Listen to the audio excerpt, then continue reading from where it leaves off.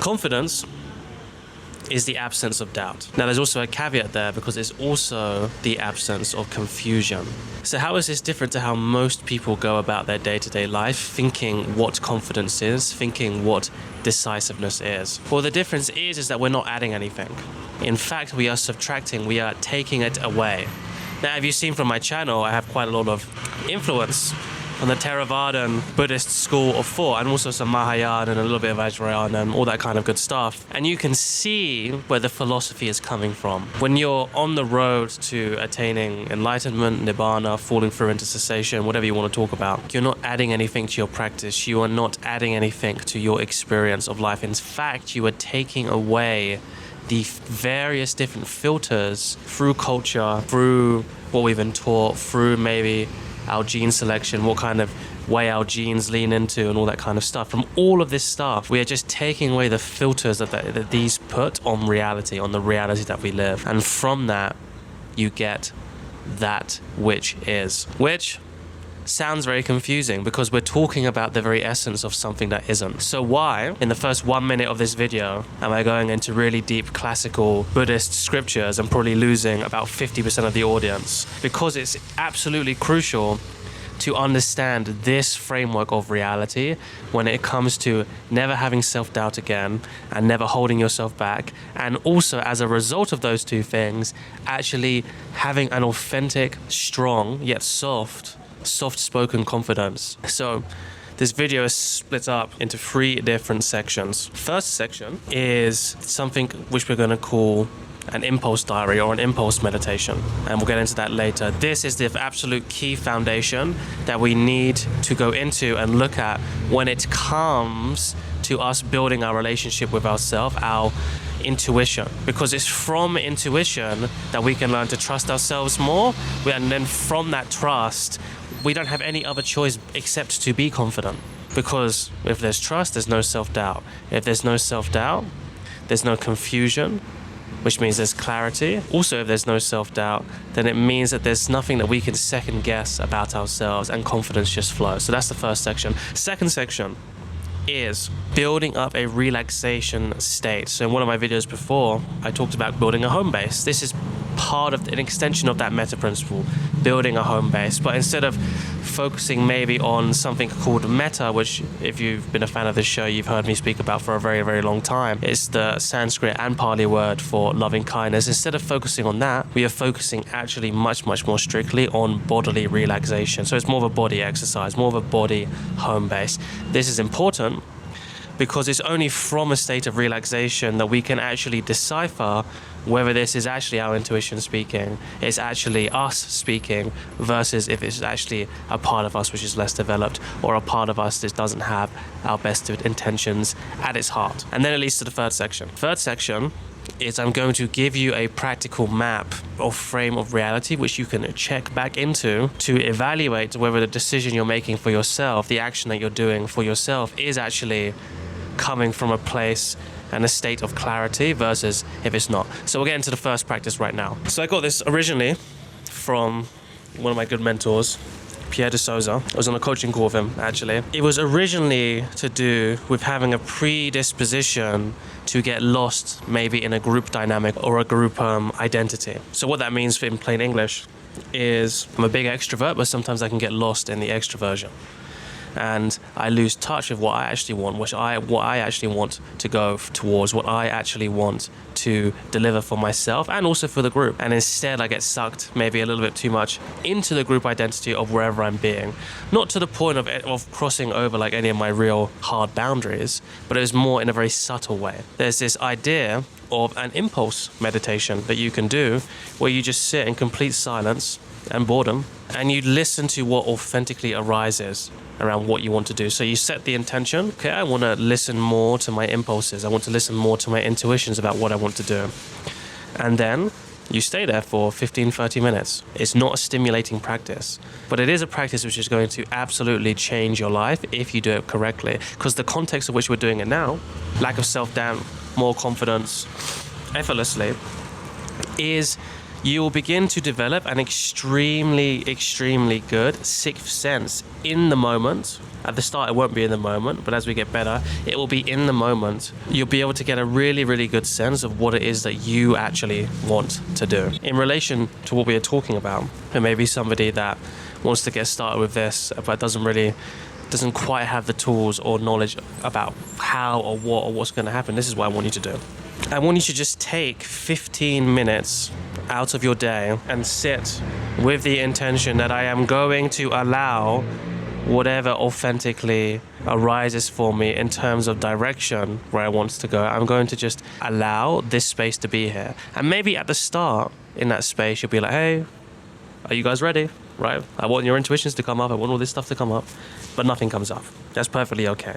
Because at the beginning, it will be more subtle. At the beginning, because you're not used to it, because you're not used to actually following what it is that you want to do. Because if you were doing that, then you wouldn't be watching this video. Over time, you begin to learn the skill of listening more subtly. See, the thing that having an experience in this life of not maybe being the most confident person or self-doubting yourself and self-critiquing yourself all the time is this skill of listening is never built. Because if you knew how to decipher the voices of something which is really, really authentically you, if you knew how to decipher that versus what some people would call the ego or other people would call a more egotistical part of themselves, if you don't have that skill set, then how can you not be doubting yourself? I would be doubting myself all the time if I couldn't tell the difference between something which was more healthy and aligned versus maybe a want or a desire to be more domineering or more of a bully. I would also doubt myself as well because I have a moral conscience. So what this hopefully will do if you adopt this practice of just sitting down for 15 minutes and allowing yourself that space to really feel these impulses and allow them to come up and to nourish them with your attention, what this will do is it will give you that fluency of the internal world, of the internal state, so that we don't just have to sit down for 15 minutes every time we want to make a decision and act decisively. We can actually do that on autopilot. And this ties very, very cleanly and very, very importantly to the second point, which is this has to be done on a bed of relaxation. And the way that we are going to develop that is through a standard Vipassana practice.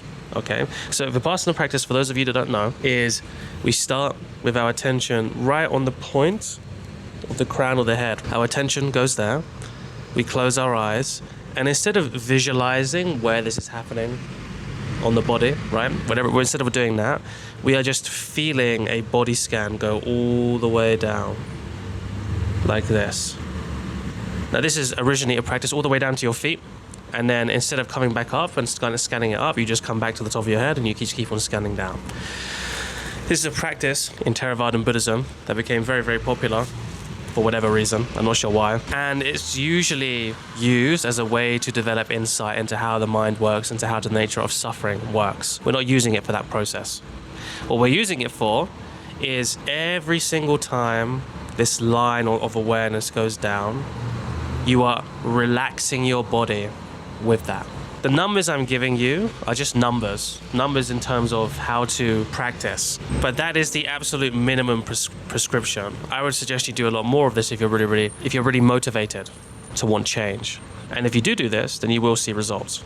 But this is the way that we can cultivate relaxation. Why this is so important is because this becomes a little bit of a home base through life. If we're really stressed or if we're in a moment of stress, it becomes hard to actually tell what it is that we actually want in this moment. By having a bit more of a strict practice, I would recommend at least 15 to 30 minutes of this too, over a longer time period of at least 3 months. We would also want to bring this more into our day-to-day life, and we can do that with little check-ins.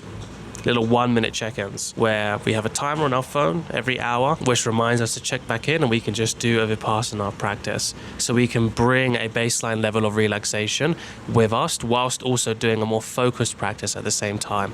We're not doing this for insight. I'm not an insight teacher. We're doing this for the relaxation, because from this bed of relaxation our impulses are way cleaner, they're way easier to decipher. We're able to actually tell if this is coming from tension or if this is coming from a place of stillness. I think this is something that Elliot Hulse used to say back in the good old days when Elliot Hulse was talking about some good stuff. If the home of which we are living in, this body, is just full of tension to begin with, if it's full of tension to begin with, then we can't tell whether these impulses are actually coming from a place of stillness or from a place of stillness or from a place of tension.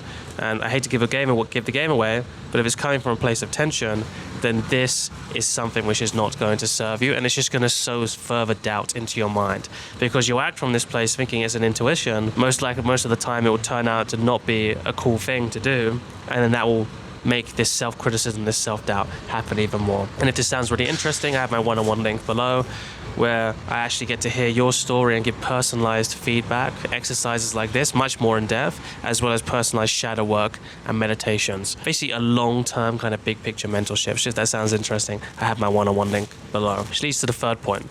The third point is a practical map and system I'm going to give you, which is from one of my other mentors, Kim Barter, around how to categorize certain impulses, certain intuitions. So we have the first category, which is ego states or ego wants. This is when everyone says ego is the enemy, all that kind of stuff. This is what they mean. They mean the impulsive part of us, which, by the way, is still an extremely vital part of us. Let me just make that clear, to go after what our egos wants. But it's something which is you can kind of map to like a 3 or 5-year-old child or a rebellious teenager. Like they just want something and then they just go and do it.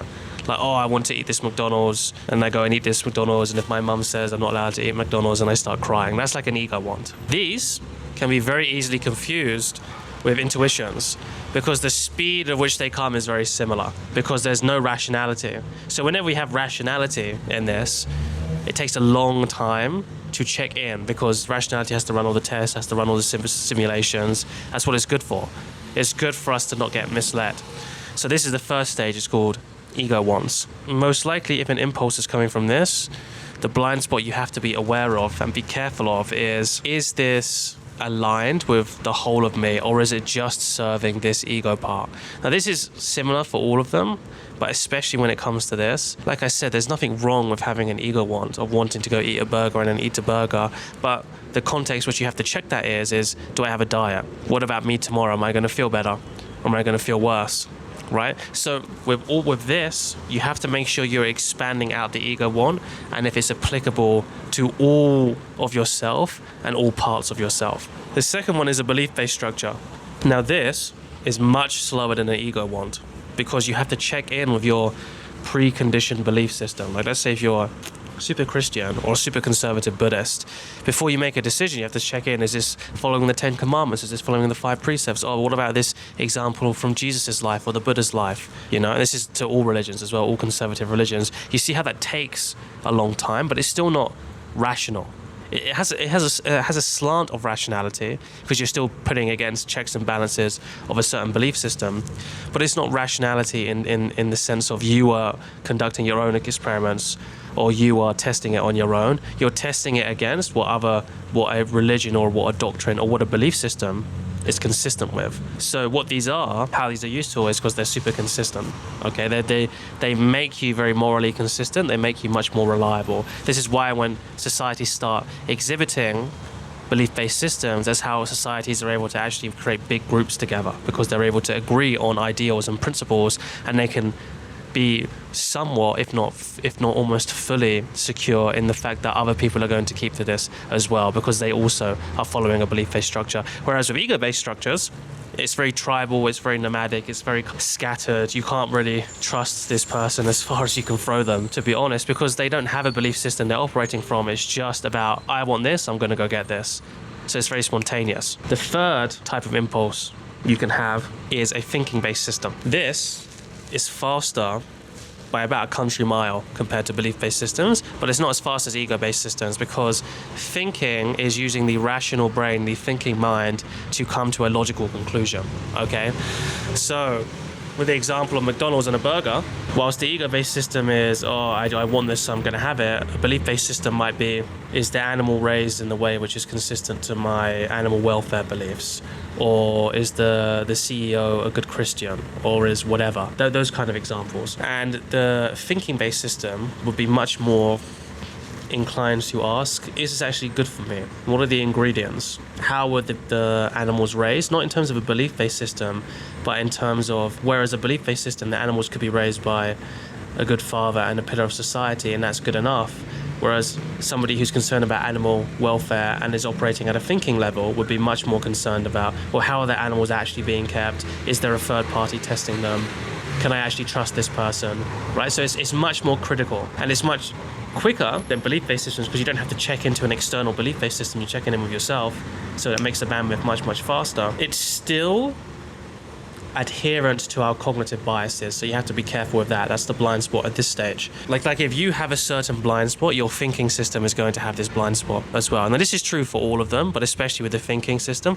And also the thinking system does the best job at tricking you into thinking, yeah, well, this blind spot's just logical and all that kind of stuff, because it's able to use very scientific language and it's able to think in a very scientific way. Which leads me to the fourth and most important system, which is an awareness-based system, which is the system which we are building ourselves up to. What this is it works fast, if not faster than an ego-based system, but it transcends and includes all of the three together. So whilst an ego-based system, the outcome, if we follow it, would be, well, it just satisfied this ego within me, but the rest of myself didn't get satisfied.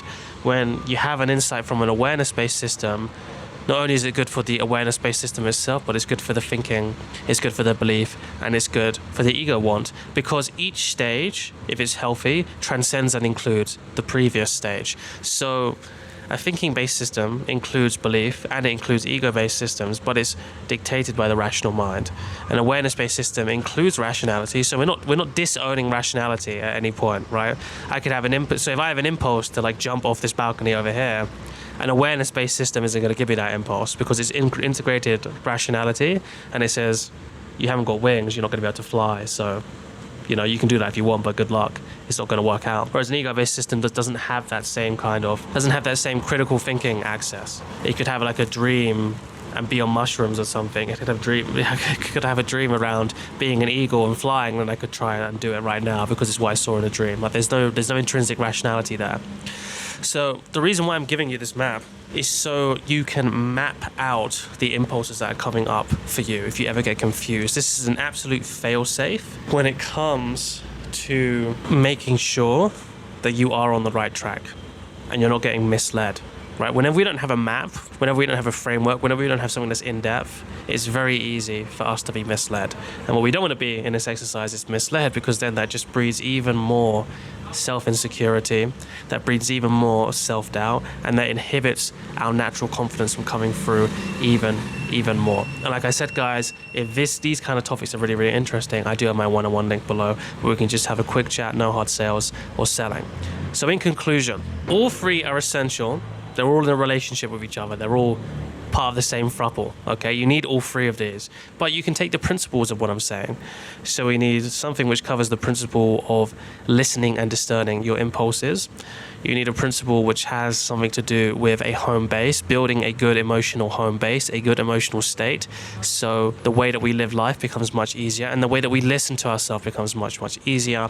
And you need the third base, which is a map which tells you and distinguishes between different insights, different impulses, so that you actually have a bit more of a mental model about whether you're going to be misled or not. And if you have these three, then you get clarity and you get confidence, because you no longer have confusion and you no longer have self-doubt.